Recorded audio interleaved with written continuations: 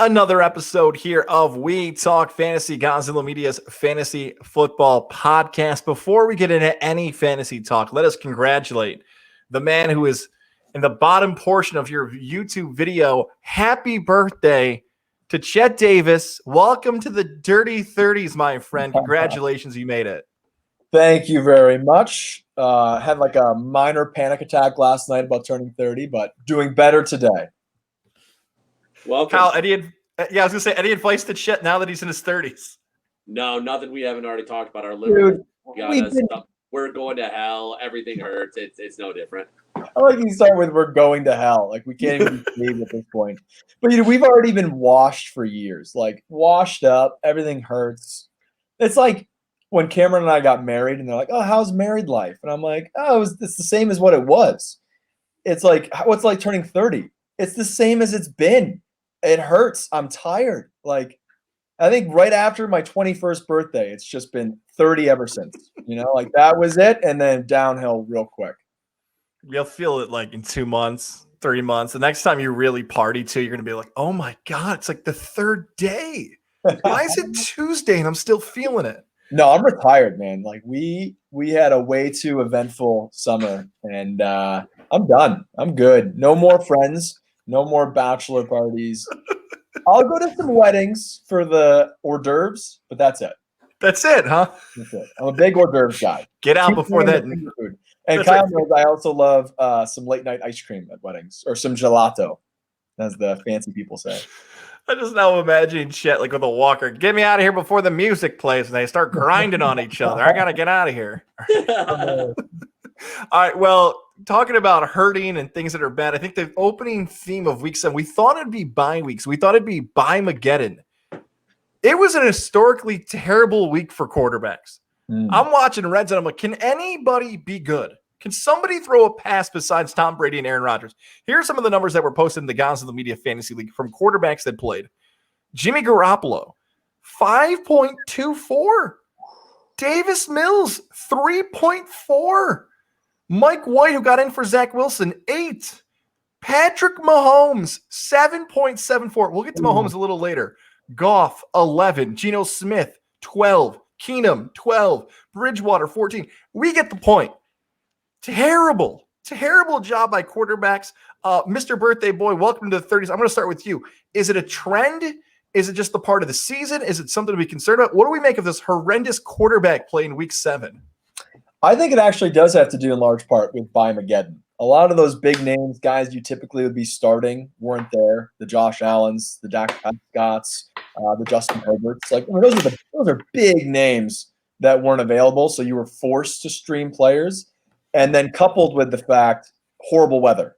Like those primetime games were tough to watch. And I hated people on Twitter, making I knew Shanahan was a bad coach. I'm like, dude, you can't judge those games on coaches. Like it's crapshoot plays. Like the Michael Pittman was a fantastic catch, but those are really hard games to coach in. Your game plan gets thrown out the window when your quarterback can't hold on to the football. How about that Wentz interception? I mean, it was just sloppy football all around. I'll go as far to say, and I don't think it's that big of a statement, that was just the worst week of football we've seen so far. Like the games weren't that close. It was either a blowout or sloppy football. Who's gonna, maybe eke out a win here? It was ugly. Talk about ending on a bang with last night's game. Just an absolute slugfest. Oh, yeah. I was passed out in the middle of the second quarter. It was terrible. But no, I was obviously bye-mageddon played a huge part in it. But kind of to Chet's point, it's like you look at weather and you're like, oh, what do you do here? So coupled with bye-mageddon, you had just terrible weather in a plethora of games this weekend and just bad matchups across the board. If you didn't have like a Tua, who would have thought you'd be playing Tua? Or even, Matt Ryan had a meh game, but he only had 18. It's just like you're sitting there going, what is going on? Like, how do you do it? But it's kind of a crazy point when you look at it. On top of again, you had to try to plan for weather, and then you had to try to plan for is Teddy Bridgewater going to play because of his foot, and it was just a crapshoot. I 100% agree. This was probably the worst week of football we've watched in a long, long time. And then obviously fantasy football, most matchups I was watching, you either were down in dumps or blown out early. You could see the L coming, especially if you like you said, guys, if you had one of those quarterbacks who threw up under 10, you're like, yep, GG, it's over. How about, can we just give a shout out to Jalen Hurts, though? Not playing good football, real football, but somehow is the only player this season that continues to score above 20 points in every game. And I saw a wild stat. I wish I could remember who tweeted it. His breakdown quarter by quarter, I think half of his fantasy points have come in the fourth quarter this year. It's been garbage time. It's been an 80-yard drive where he was responsible for all 80 yards, half on the ground, half in the air, likely a rushing touchdown, 2-point conversion, and you're just like, boom, there's my 25-point toilet bowl. But Jalen Hurts, somehow the most consistent fantasy quarterback right now. It's going to stop. There is going to be a dud coming, and it's going to hurt for everyone who's somehow gotten by this far with Jalen. The Hurts thing is remarkable because the Eagles are not good. They stink. They're terrible. We can go back through whether or not they should have fired Doug Peterson. If you're an Eagle fan right now, if the season were to end, you'd have 3 picks in the top 11 because of trades that had happened within that franchise over the course of the past few seasons. The Hurts thing is remarkable because if you're an Eagle fan, you are not cheering on the great play of Hurts. But like you said, Chet, it's because the Eagles have turned into such a bad team in that fourth quarter. Back to that theme, too, about bad quarterback play. At some point, it's going to be interesting if the discussion ever flips to, we know running back still feels like the most important position in fantasy because of how much of a drop-off there is between really the top guys. I wonder if we're going to, again, in 2022 and even in the future of fantasy, be like, if you can get a top 5 quarterback who can just save you some weeks, because I know a lot of our leagues, right, like you will look at some of these matchups, and if you get as high as 35 to 40% of potential scoring may have come from your quarterback. Now, if that number's there, you might not have won, but if your quarterback made that terrible, it was over by 230. Your game was done by 230 because of quarterback play. So, yeah, I think the big lesson to be learned here is that when you have a backup quarterback on your bench, I don't know what the value of that is going forward in your matchup, because some of you might have played your backup quarterback this week and he stunk. It's like, why is he even on my roster? Like, what am I doing? He plays the one game of the year that's supposed to matter, and it doesn't work out. And I think that's the perfect segue to this. The Kansas City Chiefs. You think you got Patrick Mahomes on your roster. You think you're going to win every single game if you want, especially with the offense. Kyle, I'm going to start with you on this. From Mahomes to anybody, if you've got a Chief player, is it time to start thinking about dealing away some of the top quarterback, wide receiver, maybe even Kelsey if you're in so much trouble? What do we do with the Chiefs offense now in fantasy? I am in this exact situation because I have both Tyreek and Kelsey. I will stay firm on this. Kelsey is a non-trader. Do not trade Kelsey. He's still the number 1 tight end. He is extremely consistent. You saw it this week, even with how bad Pat Mahomes played. And that was the worst game of his career, not even close. First time ever he didn't have over 250 passing yards or a touchdown. Kind of a crazy stat if you think about it. But do not trade Kelsey. That guy is going to be more consistent than ever. The one guy that I am looking at, I am open for trade, is Tyreek Hill. You look at Tyreek Hill and you go, what the hell is wrong with you? He's wide receiver number 3.5 point PPR. Well, ladies and gentlemen, Tyreek Hill has been saved by 2 games, a 32-point explosion and a 42-point explosion. Let me read off his bottom 3 games. Week 2 and 3, 4.4 and 7.2. Last week, 9.7. Week 5 against Buffalo, 11.3. Against Washington, he was kept afloat with an 18-point game. So if you think about it, he's literally been saved by 2 games. Great. He's averaging, 17 fantasy points per game. But he has been extremely low in production. He's not making catches. There was a game he got only 4 targets. Now, in his bigger, keyword games, he's gotten double-digit targets. But is that Tyreek Hill? Is the Tyreek Hill that we're starting to see really the boomer bust Tyreek Hill that we used to talk a lot about? And I think we're getting into that territory. And, he does have some good games coming up that you look at some favorable matchups. But he's going to be the focal point against Green Bay, against Dallas, against Denver. He's got another game against the Chargers. He goes up against Pitt in the championship or the semifinal week. Then he goes to a tough Cincy team in championship week. Like, Tyreek Hill is a player that if you can maybe try to get a 2-for-1, like a wide receiver 2, if you have a decent wide receiver 1, and can you get a flex player and a running back in a really tough scene with a running back? Can you get like a Josh Jacobs and an Emmanuel Sanders for Tyreek Hill? Something along those lines. I'm just throwing names out there. I think you look at doing it. That defense, the one thing that might help you with the Chiefs is the defense of the Kansas City Chiefs is historically bad. So is Patrick Mahomes going to be throwing the ball? Yes. Do they have a running game right now? Actually, they kind of have a better running game than they had with Damian Williams, but still, no, they don't have a running game. So I'm still all aboard dealing Tyreek Hill right now if you can get a good offer, because he's still going to draw a high price tag because of Tyreek Hill, his name, his explosiveness. But I am officially starting to panic a little bit on the Chiefs, not only as an NFL team. I'm full panic mode for the Chiefs fans out there. But Tyreek Hill, I'm a little concerned with going forward. Chet, do you agree? Is there some concern for any Chiefs players for you as well? Yeah, I think Kyle kind of nailed it on the head there. Tyreek Hill is that boomer bust. Last year, it was way more consistent. Like, he was delivering week in, week out, and it gave you like, all right, this guy is not just a 80-yard bomb waiting to happen. Like, he can get used in the intermediate. I still think he has that potential, but you are going to eat some of those games where it's not the 20-plus game you were praying for. In Kyle's situation, if you have both, I feel like defenses have to make a choice. Are we going to make sure we don't get beat over the top with Tyreek and allow Kelsey to do the dink and dunk and hopefully we stop him on a third down? Or do we double team Kelsey and then hope that one-on-one someone can keep up with Tyreek? And so you're kind of hedging your bet when you have both, where it's like when you combine their scores, it's going to be very consistent. It's just who's going to have the bigger week each week. So that's a tough one in Kyle's situation in particular. But I love to trade. I love to trade. And so if you have a situation where you have Tyreek and your running backs haven't panned out, Kyle mentions the Josh Jacobs, which has probably frustrated a lot of people. Maybe you lost Chris Carson or Antonio Gibson's shin has been killing you. Like, yeah, absolutely. This is the time of your season where you look at your record.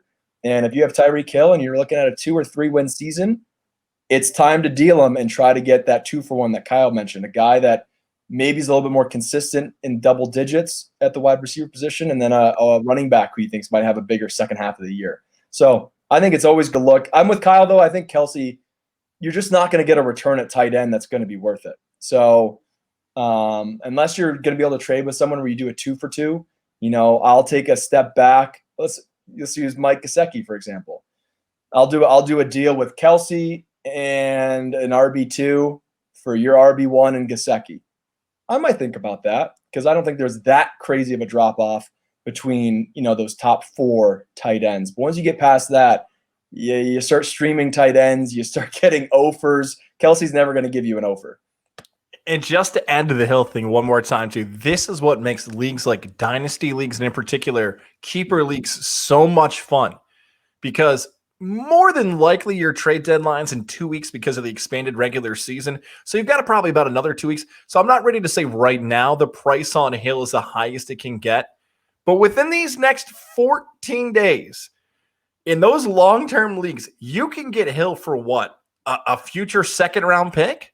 As high as that? Because you can sell to the person you are trading with, hey, a guy like Tyreek Hill can win you a championship.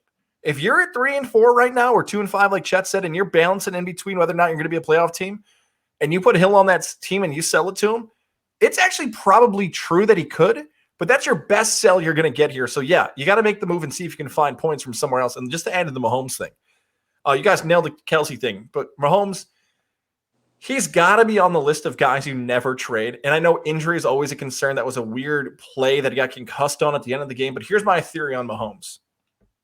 With the AFC West more competitive than we thought, the Raiders are good, the Chargers are good. When we're taping this in late October, it is far from a guarantee that the Kansas City Chiefs are a playoff team. I think they're out of it. Okay, so Chet says they're out of it. Kyle, are you willing to go bold enough and say in or out right now? out. Their defense can't. I mean, I'm concerned that the Texans could run against them because their defense is that bad.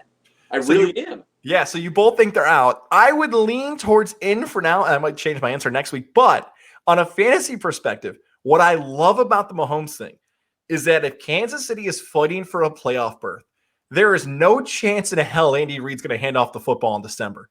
He is going to put the ball in Mahomes' hands and let him sling that shit. All right, I'll swear for it because I need to.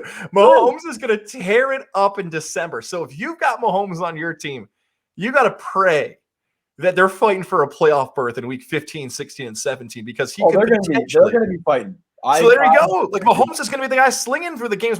If I was Andy Reid, I'd let him throw for 400 yards a game, and that could win you a championship.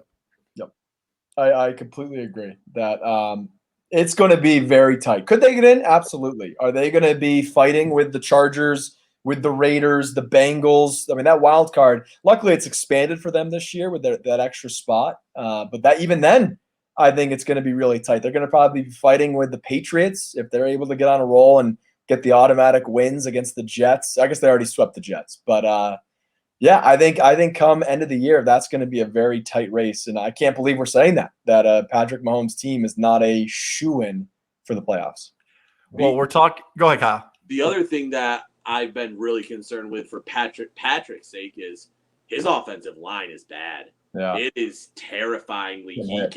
He has no time. I mean, You just saw it last week.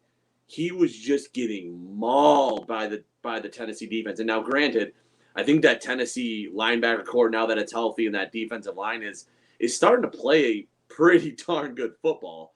And they got a lot of pressures. But, I mean, you saw the Bills just pressured him for a majority of the game with a 4-man blitz. They were able to get after him a little bit. And it's a brand new offensive line. And that's the other thing that concerns me. Come December, that offensive line, there's no rotation there. It's the same people. So does that offensive line get beat up a little bit to where now they're just worn out? I mean, that's my biggest concern also is the defense is terrible. The offensive line is terrible. There's no run game. You have Patrick Mahomes, Travis Kelce, Tyreek Hill. I don't think that's enough to win you games. Can we just take a step back and just realize that the Titans have beaten the Bills and the Chiefs and lost to the Jets? Can we just soak that in? Oh, that's why I love football. Any freaking given Sunday, someone can beat someone else. I love it.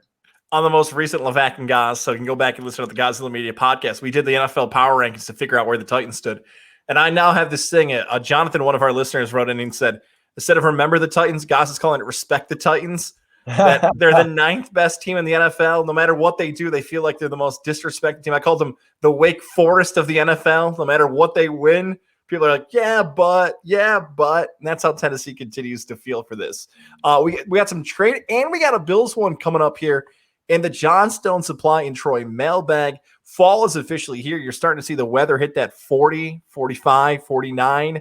Well, Johnstone Supply in Troy wants to help you to make sure your home is heated properly. Whether it's an update to your furnace, a heating system in your home, HVAC needs, and more, the place for you is Johnstone Supply in Troy. Make sure your air filters are up to date. Anything you need, the guys at 6th Avenue will help you. Shout out to our guy, Tom, who we're calling Snooch or Such with his like weird handlebar mustache. He looks like that reliever from the Virginia Cavaliers, and he's owning it like he did at the U-Albany game this past weekend up on the billboard. The Titantron is like to use the WWE term for it, the scoreboard. He was up there doing his thing. Whether it's him, Kev, James, George, they all want to help you find exactly what your home needs. It's something as simple as a ladder or anything else you might have questions on. The place for you is Johnstone Supply in Troy. For more information on them, head over to our visual sign. If you're watching it now, check out our ticker for more information how you can be a part of Johnstone Supply in Troy, helping you this fall to make sure your house is ready to go for the colder weather. All right, this one comes from Boogie, and I believe Boogie is a Bills fan. He's got an interesting question here. Boogie writes on Twitter, guys, is it too late to trade for handcuffed running backs? For instance, I have Zach Moss on my team. Should I trade for Devin Singletary? If I have McCaffrey injured, should I chase after Chuba Hubbard? At week 8, Chet, I think I'm going to start with you on this one. Is it too late or even necessary to chase after handcuffing your running backs now? I don't think so. Especially now that some guys have come back healthy, it might be a good time to do it. Like this might be your chance if you whiffed on the draft and didn't get Alexander Madison and you saw what he did when Dalvin was out. well, now Dalvin's back and he's still going to be the, workload in Minnesota. Okay, well, now the guy that probably has Madison is ready to move on and you can't really bank on an injury. So maybe you give him your, wide receiver 3 or something like that. If you have a plethora at a position, I would try to go after, make sure I don't let that happen again, because at this point, when guys go down, a lot of those guys aren't left on the waivers, like the Dearness Johnsons aren't going to be there come playoff time. So this is your chance to make sure, especially once you start getting past your bye weeks, handcuffs become even more important, because now you're just making sure you have a backup plan for the playoff push or the playoffs. So in certain situations, sure, I would try to look at a guy. I'm not going to overpay for a handcuff, because Chuba Hubbard, we hope CMC comes back sooner rather than later. So I'm not going to give up a lot for Chuba Hubbard just for 2 to 3 weeks. You know what I mean? Because right now he's a starter. So that guy who has Chuba Hubbard is probably going to be asking a little bit more than what he's actually worth. So I'm not paying high for a guy that has temporary value. I'm going to look for the guys like another good example would be Tony Pollard. Yeah. Tony Pollard is still the backup in Dallas, who does get enough touches to be a good flex play in certain situations. But go after Tony Pollard when Zeke is still healthy. You don't want to go after Tony Pollard when Zeke goes down, because you're just going to have to give up too much. Kyle, you thinking the same thing? Very similar. I actually really like this question. The reason because I'm actually kind of in it. So now that Mageddon's over, you really can start thinning out your roster a little bit. For example, Chet, you're going to hear my strategy, so sorry. I have James Robinson. And Austin Eckler. Both of their backups are sitting on the waiver wire. Guess who I'm going to target this week? I'm going to target both Hyde and Jackson. Why am I forgetting Eckler? Yeah, Justin Jackson or Joshua Kelly, and then they also have that Roundtree guy. They kind of have like a crowded backup situation. But that's where my head's at, is like, now that I'm going to start thinning my depth, like my quarterback, both my running backs and my flex are all solidified now. I have a rotation outside of that. I have 3 open slots essentially from this bye week that I'm willing to drop. I'm going to go after some of them. So think about it this way. Say you are, like you said, Chuba Hubbard is sitting there on somebody's bench and they don't have a quarterback. You find them streaming quarterbacks every week, and you have a Matt Ryan or even a Tua available as he was your secondary quarterback. See if you can trade that quarterback, as if you have like a Josh Allen, for Chuba Hubbard, and see what happens, and try to go that route. Thin out your bench a little bit. Unload some of those bench players if you have that rotation. Keep an extra wide receiver, and if you're lucky enough to have a backup running back in some capacity, keep a couple of those guys on your bench, but open your bench for some of those stretch plays for an injury so that you can get lucky down the road. Like, you think about it, if you were lucky enough to have Kenneth Gainwell and you were the one who kept him on your bench for some of the frustrations, and look what happened. Miles Sanders goes down this past weekend. Now you're in a prime spot to have an RB2/flex for free. So that's kind of where my head's at. I'm going to start adding some of those guys that are backup players to number 1, specifically on the running back side, as the buys have started to clear out. It's a great playoff strategy. If you think you're going to be a playoff team and you don't want fellow playoff teams to just pick up guys and sit on your bench so you lose points, it's a great strategy. However, I think we missed one of the most important parts about this. And I know Boogie probably has to deal with this because the Bills are coming off a bye. Get through those bye weeks first before you do that, is my advice. Because the worst case scenario is you start to do that stacking or handcuffing or whatever term you want to use, and all of a sudden you hit like week 11, you're like, oh, crap. Am I playing 2 running backs that are on the same team, which sometimes works, but other times you can just find a better option on the waiver wire. So the best advice I would tell you is get through your bye weeks first. It's a nice strategy, but it's probably better for week 12.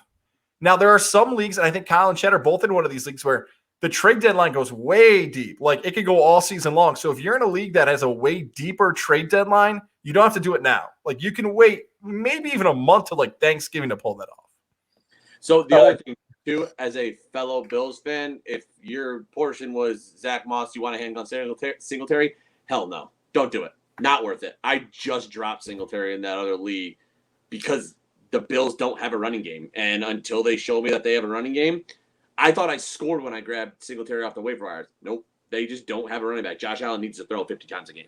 Like it's clear cut, unfortunately, but do not waste a spot for Singletary, in my opinion. I got a spot in one league where I have Singletary on my bench, but Justin Tucker's on a bye, and I don't want to cut Tucker. So I wanted to put you just read my mind, guys. Because I have that situation with Tucker on the bye, and he's one of the most valuable kickers there is. You never have to worry about Justin Tucker. And if you're playing a league, which I despise leagues that allow 50-yard field goals to be 5 points, but he's the most valuable at it. Like, he's so good from long range. So you guys are in favor of keeping a bye week kicker if he's that good. I know you did it with Tyler Bass. I kept him in every single league when he was on bye. He's a number 1 or 3 kicker. He's a number 3 in our dynasty league for the non-50. He's number 1 in bonus points for 50-yard field goals. He's the best kicker. Why would I drop him? I'm fascinated by the Chet hate for the 5 for 50. I want to hear more. I've never heard this rant from you before. It drives me absolutely nuts. He's got great points for hating it. He really does. Well, just think about it, guys. And some leagues do this with the bonus points on 50-yard touchdown passes, 60 yards, and they add extra bonuses for that, which we don't. I don't play any leagues that do that. But a field goal is 3 points no matter where you kick the damn thing. And so for just like a difference between a 49-yard field goal and a 50-yard is an extra point, I think we put too much value in kickers. And sometimes when you get beat by a kicker or you get beat by a team and their highest scoring guy is a kicker, like I've seen 20-plus point kicker performances. I'm like, give me an effing break. Like, drives me absolutely nuts. 3 points anywhere on the field for field goals, 1 point for extra points. Let's keep it simple. A 52-yarder is harder than a 30-yarder. Well, yeah, so is a 50-yard touchdown pass. Like, come on. Or a 50-yard touchdown. I'd even say like a touchdown run of long, like a 50-yarder is way more impressive than the 1-yard dive that a guy gets. But they're both worth 6 points. I don't think it's so much about the kickers. The point is valid. I think you're just anti-kicker. I think if you had an honest choice to make a league, I think you'd rather have a super flex than a kicker. Yeah. 1,000%. I think kickers are just annoying. Yes, there are good kickers, but like, wasn't last year the best kicker Sanders of the Dolphins just because that offense stalled? I know that's part of your scouting. You want offenses that are good enough to move the ball, but not good enough to score. But the kicker's got to be good enough to. It just sucks. I just hate it because then you have a situation like Ryan Suckup, who gets 6 for 6 on extra points and only gets 6 points, where Daniel Carlson gets to kick 5 field. It's all junk, dude. It drives me nuts. All right, we will get away from the kickers before it's his birthday. How dare I ask about kickers on your 30th birthday? What is wrong with me? All right, before we get into the waiver wire, I want to give friends shout outs, and that is our friends over at Mohawk Honda. Selection is king this fall. I got a cool story. My mom, all the way out in Syracuse, was shopping for a vehicle. She stumbled upon Mohawk Honda. She said, wait, the podcast, the place out in Glenville near you? I'm coming. She bought a vehicle from Mohawk Honda. 2 hours each. She drove in because it gave her the best price. Not because she was taking care of her wonderful son, but because she found the best price at Mohawk Honda. And that can happen wherever you're listening across upstate New York. It is worth the time to check out their inventory. Check them out on social media from Facebook and Twitter, Instagram, and more to find out what's in stock for Mohawk Honda. Inventory is so hard to find across upstate New York. 700 plus coming. I talked to my guy Greg Johnson about it on our last Friday show. Coming to Mohawk Honda. Lifestyle, whatever it might be, your gas, what type of seats you need, they want to help you. My guy Cam McKenna took care of my mom. They can take care of you for whatever vehicle you're looking for. Hot Sauce, Jake Doyle's going to be on an episode of MMM across the board. All these people, the VIP man, all these guys are continuing to do great jobs in Mohawk Honda because they want to find the best price for you. Lindsey Harridan and everybody over there continues to find the selection of vehicles across upstate New York. It is Mohawk Honda. People you can trust during the car buying experience. Trust us. We've been able to do it. Now it's your turn. Mohawk Honda, where they always go out of their way to please you. Now, Kyle, we usually toss this over to waiver wire for you, and we usually go through a list of players, but the graphic has already given me the spoiler. It's one guy we're talking about this week in the waiver wire, and that is current Houston Texan quarterback Deshaun Watson. Yeah, it's definitely an interesting development because I think I believe I was firm on him not playing, and I still am keeping that stance. I do not think Deshaun's going to play this year. regardless of what happens, regardless of what trades happen. However, you have to add him if you have the chance, especially with the rumor circulating right now that he is going to the Dolphins. The Dolphins are one of those really intriguing teams. Don't forget, Parker's been out on injury. Then you've got Waddle, who's looked like a stud. You've got Gesicki. You've got the semblance of a run game with Gaskins. Gaskins is a good running back. They just defensively loaded the box and said, Tua, good luck. Go beat us. So if Deshaun goes to Miami, I think Deshaun's a top 5 quarterback. He will thrive in that offense. Now, again, I still don't think he's going to play, but if you add Deshaun, again, he's looking at Miami. Carolina's been in the talks, but I personally think you have to add him.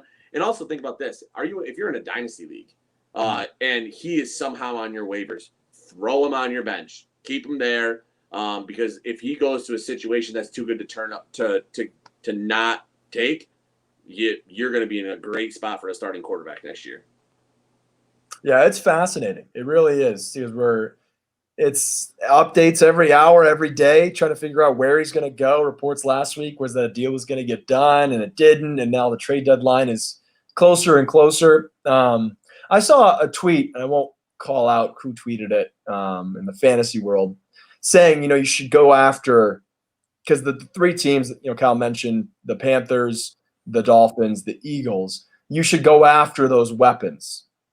No, you can't start playing the what if. Now, we have a little bit more information that it sounds like Miami is the front runner. They've agreed on terms, but they're still wanting to make sure that the NFL is not going to suspend them. So that's a little bit more concrete than what it was last week.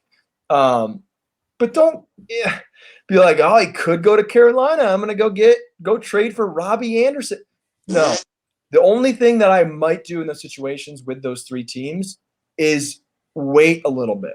Pump the brakes on, if I'm trying to decide between dropping Robbie Anderson or Brandon Ayuk, I'm dropping Ayuk, because if Deshaun Watson shows up in Carolina in a week, that offense takes a huge step forward. But don't actively seek out these guys or try to blow up your roster on the whim that Deshaun Watson's going to show up, because as Kyle said, we don't even know if he's going to freaking play. So you just, if anything, just be like, oh, I have Myles Gaskin. Okay, I'll keep him a little longer and see if he can produce if Deshaun Watson comes, or Devontae Parker, etc. But at this point, I just have your phones ready is the way I look at it. It's just the waiver wire is about to hit. We don't have anything final yet. It could get done. It could not get. Just be ready just in case one of that trade does come down in the next couple days. In similar fashion to me spelling waiver as Wavier, this Deshaun Watson story is very confusing, and you wonder why it's happening. Now, I say that in the sense of it feels like it's underreported. Houston is a top 3 market in the country, right? It's combination of New York, LA, Chicago, Houston, however you want to balance that. Philly's in there sometimes. So top 5, just to be safe for the criticism on social media. How do we not know more? I just keep going back to the Zeke thing, and I cannot shake it that Zeke played. Zeke was on the field, never got charged for a crime, and then got to go for 6 games. Never got charged for a crime and played. I don't know if it's just the Texans lying, and they're like, no, we're the Houston Texans. We have a code of conduct. That's why it's not. No, you're not. You don't want him to get hurt to lose the draft stock of what potentially could get in return. That might have been the whole story the whole time. It's always felt like an NCAA team trying to give themselves a self-imposed ban, even though that's not how the NFL works, and probably it shouldn't work like that in college either. That's why Deshaun Watson hasn't been playing. So even if he goes to the Dolphins or Panthers, he's got to learn the offense. Yep. He's got to get some chemistry with some receivers. He has to know where the locker room is. Small things that don't seem like a big deal probably might take 2 to 4 weeks. And also, they have quarterbacks right now. So what do you do with Darnold and Tua, unless they're involved in the trade, which is possible? I'm assuming both those guys would probably go. Yeah. So here's the thing with Watson. I like the idea that if you've got a really good team, if you're a playoff team, if you're sitting at 5-2, if you're 6-1, and you feel like you're strong enough, I would recommend it more so for those teams that are at the top, or a team that is done. If you're 0-7 and you're still listening to us, we appreciate you trying to still hang on. But if like you're 1-6 and you just want to get Watson to hope next year he's going to be great for you, great. Because I don't know what the number is. Let's say he plays 5 games in your starting lineup. 75 points over 5 games, 15 apiece. Maybe 20 points for 5 games, 100. That still seems like pretty high. So if you just think he's going to get a matchup and throw the ball, great. But I would just stash him. I honestly think if I had to recommend either playoff team or bad team, I would say the sake of your future, 1-6, 0-7 team might want to take a swing at it rather than the better teams. The one thing that gives me a little optimism, because you bring up a great point about, and I thought about that as well, he's got to learn a whole new playbook. Like, he's not just going to be able to go out there, except for the fact that he's an athlete. Like, he's one of those – it's not like Peyton Manning's coming in or, Jared Goff. Like, this guy is going to be able to make plays. You give him the brief rundown of plays, and he goes, okay, let me just run around and chuck it deep, or let me run around and get 20 yards. Like, he's that kind of player where I think if he has a little understanding of the offense, he can still make amazing plays just because of how athletic he is. The other thing that I think of too is all of these are rumors, right? And we've heard Miami say they are committed to Tua. I don't know about you guys, but I'm really intrigued on starting Tua, because what does this say right now about, well, Tua, does he want to go? Does he want to get traded? Does he want to just say, you know what, screw you guys, I'm going to ball out and show you guys that you're going to make a mistake? You're saying you're interested in starting Tua in Houston? No, in Miami right now. I don't know. Like this week right now. Yeah, like he's a part of all these rumors, and like, nah, they how much do the Dolphins believe in Tua? Well, maybe he goes to screw you guys, and all of a sudden we'll ball out. He had a great game last week when some of these rumors started. Now went against a poor defense, but I'm a little intrigued on some of these matchups and players that are going to be going in these, especially the quarterback position. It's make or break time for you guys. Like the deal's not done. If you can ball out, you can say, "Well, let's pump the brakes. Maybe we do got something here." And what's the improvement look like? So that definitely intrigues me a little bit too. I wonder, and this could all change as we're taping on a Tuesday night on my birthday, that like if the deal doesn't get done by the end of this week, do you play Tua? If that's a big part of this trade, a couple first-round picks, and you get Tua, who might be a franchise QB, we don't know yet. What do you do as a GM? This is a violent sport. This is not a sport where you can just go out and half-ass it and you'll be fine. Like, how many guys do we see get hurt every single week, including the quarterback position? Even though if you fart on a quarterback, it's a 15-yard penalty. But that's going to become really interesting. If they've agreed on the terms of a deal and Tua's involved, what do you do on Sunday? Do you play that guy, or does Jacoby Brissett get the start? I don't know. I'm just talking. I have no information on that. I just find that very interesting. That's a lot to risk if the deal is going to fall through if Tua tears his ACL or does something like that. The problem with Tua, it goes back to what Kyle said. He just hasn't been good enough. Like last week is a good example, and I love the attitude you had about Tua, because I said the same thing about Tua against the Falcons, where I thought Dolphins-Falcons, and you guys convinced me last week on the podcast that was going to be a high-scoring game. Appreciate you guys. I should have gave you a tip on that wager I had at Rivers Casino. I took the over. Appreciate it. So even though that cashes with an over and the Falcons and Dolphins both had bad defenses, Tua wasn't great. Like, I'm watching that game, and maybe that's what happens when you have some cheese on the game. You start screaming at the quarterbacks, but I'm like, why are you so bad? What happened to Alabama? Is it your hip? How did you get so bad so fast? And I like to bring up so tiny so fast. Weren't you bigger? Wasn't there someone who was bigger? Was it the pads at Alabama? My God, Tua. So that's the thing. Like, to Chet's point, if he gets sat for Jacoby, people might look at it and be like, oh, he's not good enough to play. He just has to get better fast. That's my problem with Tua. I have been underwhelmed to this point on Tua, for sure. Mm-hmm. Well, to what Kyle said, I think he's already chomping at the bit to get to the starts and sits. But I want to go first because I want to talk more quarterbacks, because I got 2 guys I want to play this week. 2 of them. Can I say one? It might be Sure. Kirk Cousins. Wow, Kirk Cousins, yes. Go Green. Oh, he's my love too, man. I think Kirk Cousins is going to ball out. Continue. I feel like you should finish it. Finish the point. Go ahead. It might be everything I have.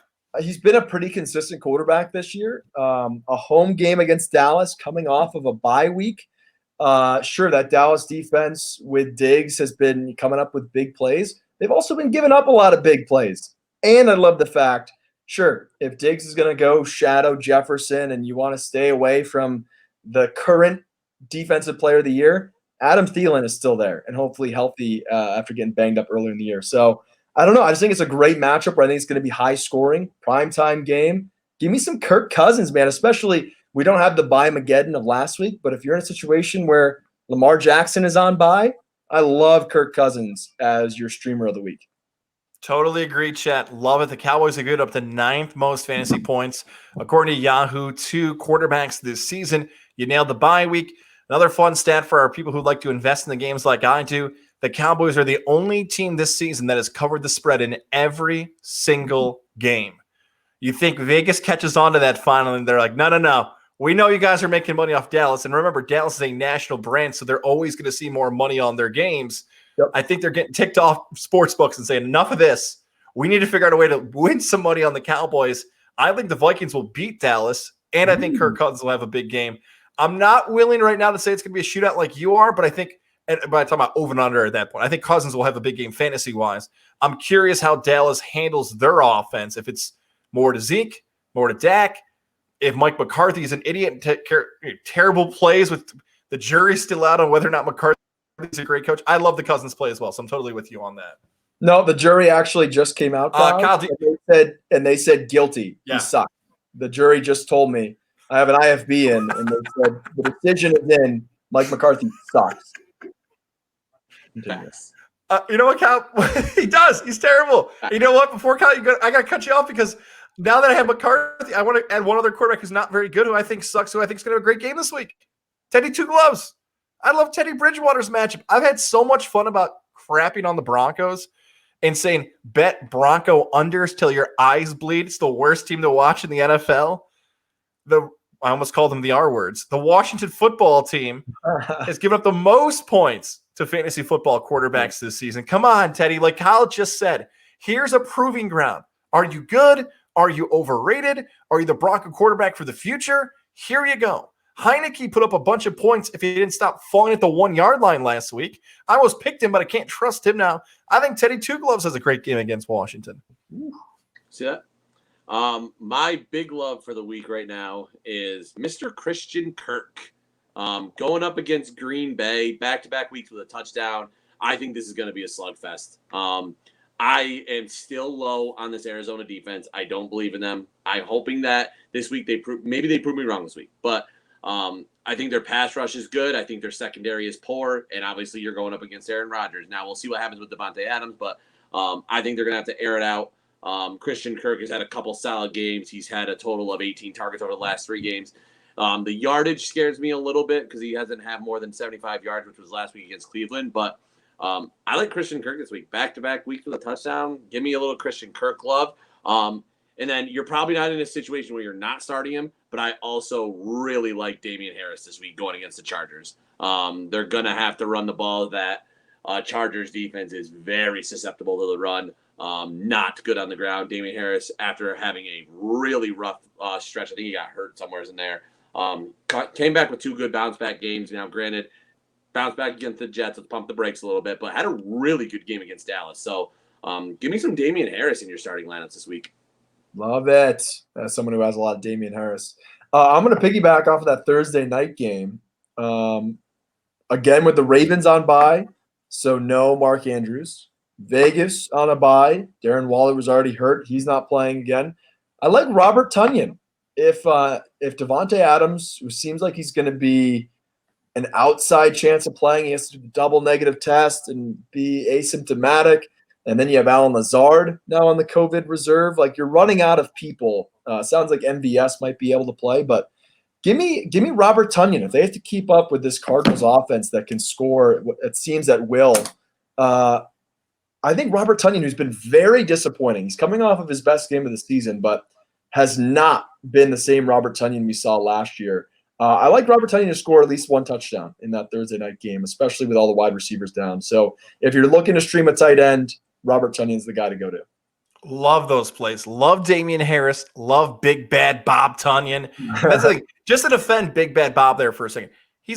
You're right. He's nowhere close to where he was last year. In comparison to other tight ends, he's fine. like you're probably still keeping him in your lineup, but this is a really nice matchup for him on Thursday. Do you know what he's averaging per season? Per season? Or sorry, per game this season?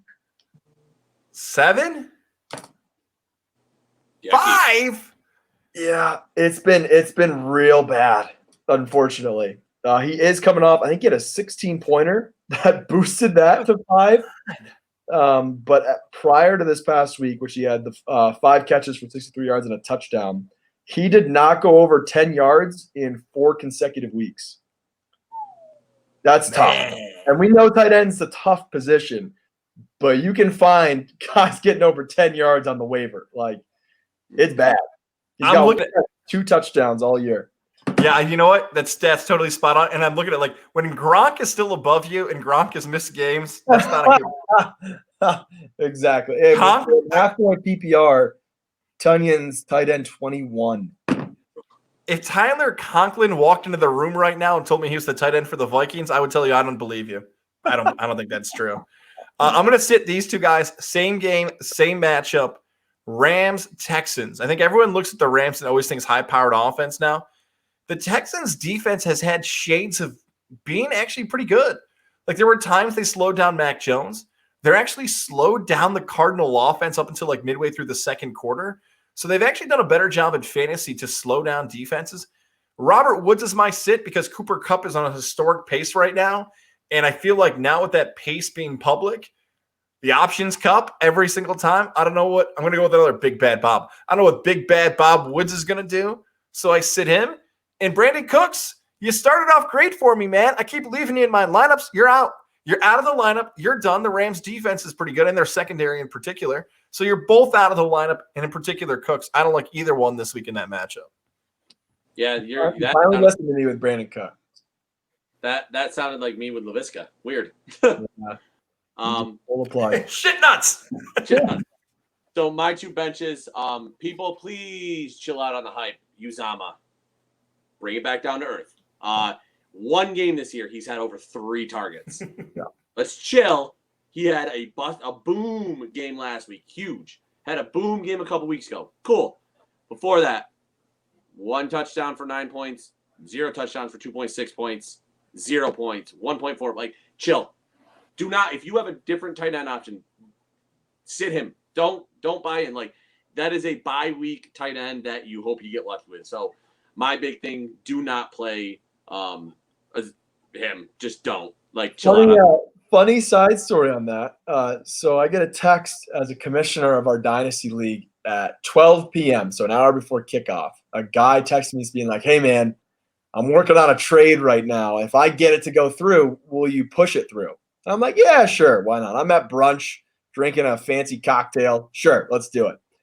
Completely forget about it because I don't get notified. You know, I get the notification if a trade gets accepted. A guy had worked a trade for Uzama and someone else to try to get Ricky Seals Jones. What's his name? Yeah. Because he had lost his starting tight end to injury. And so he even forgot to accept the trade and left Uzama in his lineup, and it's the reason why he won his matchup. That's awesome. How cool is that? Yeah. I texted him too. I was like, man, great play with Uzama. And he goes, dude, I thought Chet's not going to like my other sit this week. I'm not liking Cordero this week going against the Panthers. Best rush defense. That defense is legit. I'm a little concerned with the Falcons getting any movement. Now, granted, the Panthers offense has looked quite stinky as well. So I think you're looking at a slugfest, but most of you probably have Cordell Patterson from a waiver wire, so you're more than likely have another option at running back, unlike Chester down here, who's lost both running backs. But if you have a different option, I would be leaning towards benching Cordell Patterson if you have a different option. I hope he proves you wrong for me. He more than likely will. How it goes with me. No, I mean, it's always scary when you see a guy in your lineup facing the number 1 in red. You're like, uh-oh, that's not good. I prefer green on my lineups if you're in the ESPN format. I guess all formats have that. Yeah, the red number 1, not good. Any sits for you, Chet? I actually didn't have any. Sit all your kickers. They all freaking suck. I'm benching Tyler Bass. I'm benching Greg Zuerlein. They all suck. Bench them. Make a stand.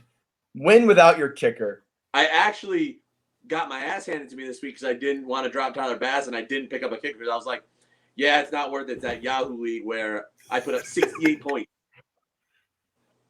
Yeah. Oh, man. It's a 2-quarterback league too, ladies and gentlemen. I think that's the best way to end this. Chet Davis blows out his birthday candles and wishes kickers are eliminated from fantasy football. Get him out. Boys, I'll catch you next week. Chet, enjoy the birthday. Welcome to the Dirty 30s. And next time we talk, it's November. The grind for fantasy football is next month. Yes, sir. Awesome. See you, boys.